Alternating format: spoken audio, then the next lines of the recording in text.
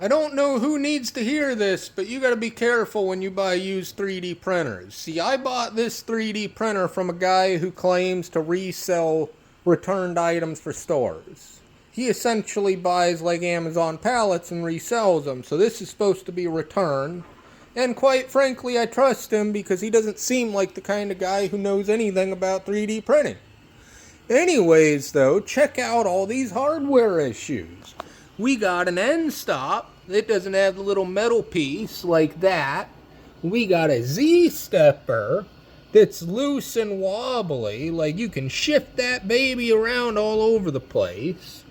You got this thing with a broken bracket.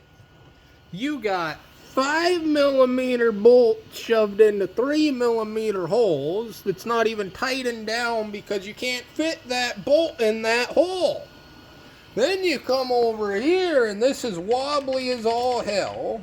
You got the bed that's scarred up, but that I expected to have to deal with. That's not a big deal.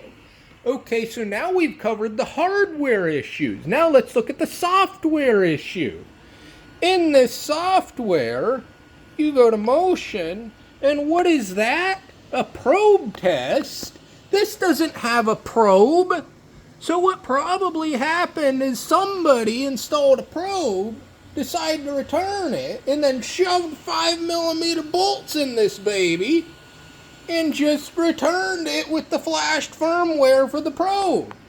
So when you go into this firmware, you go to Motion, go to Auto Home, watch it zero out the X, it then zeroes out the Y, and then it'll make zero attempt whatsoever to zero out the Z.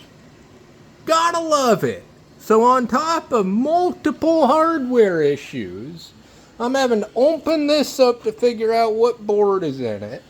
I'm going to have to flash the firmware, and then hope that it's somewhat workable. Gotta love it.